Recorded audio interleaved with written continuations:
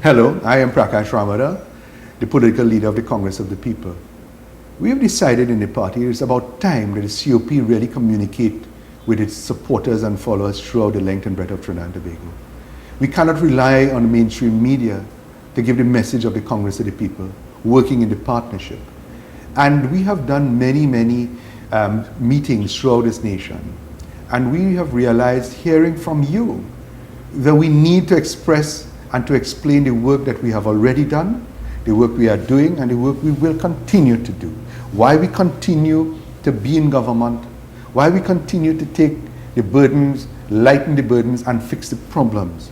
The Congress of the People's future is really the future of what we hope Trinidad and Tobago to be, where our citizens feel completely welcome, that every citizen belongs, that there is an environment of fairness, equality, where every opportunity is made available to every citizen, every child, to fulfill their greatest ambitions, to reach their full potential.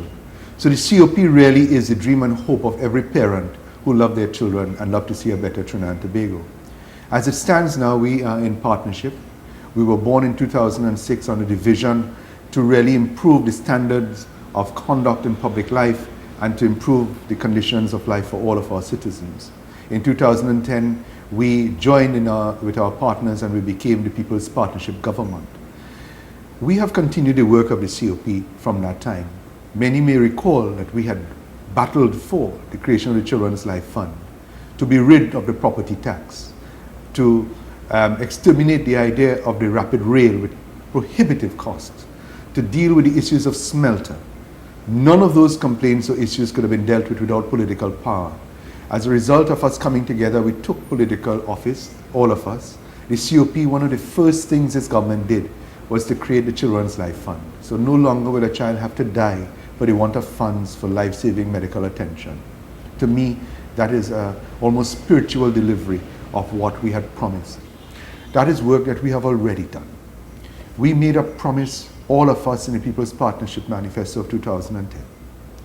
And in that manifesto, we have the promise of constitutional reform. That to me is a sacred promise. And by the grace of God, I'm now the chair leading that effort of the People's Partnership Government to reform the Constitution.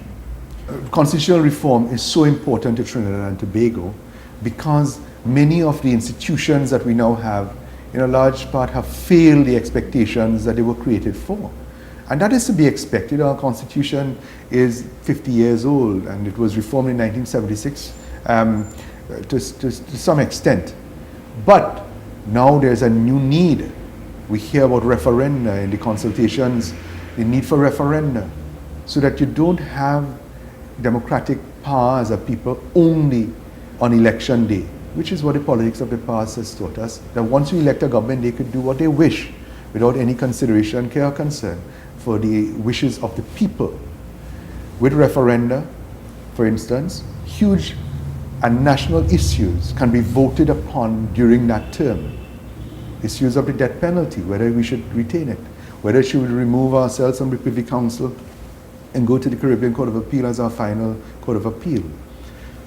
On another point, whether we should retain the first past the post system in our electoral process.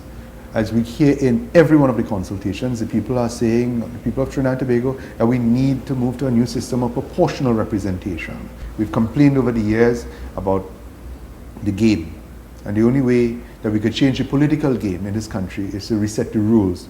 The Constitution will do that.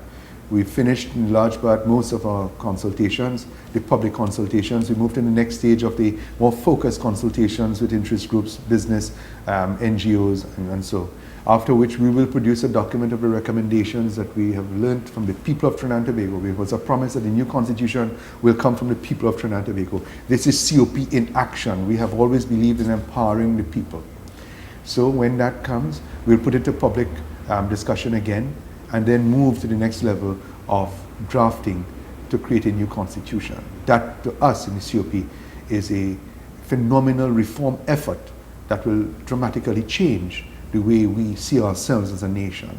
You know, the promise of the Congress of the People, working in a partnership, we knew it was never going to be easy. There are huge forces that wish to see the end of the COP, to see us go out of existence. But I tell you, we as a people of Trinidad and Tobago know that the future of this nation, the children's future, is dependent upon what we do today. We knew it was not going to be easy from within and from without, but we are committed to fixing Trinidad and Tobago. Others may use terms and they may use names and may use words. We do the work that is necessary to achieve these things. It is not glamorous, it is hard, it is difficult, but somebody has got to do it. And if not us, who? If not now, when?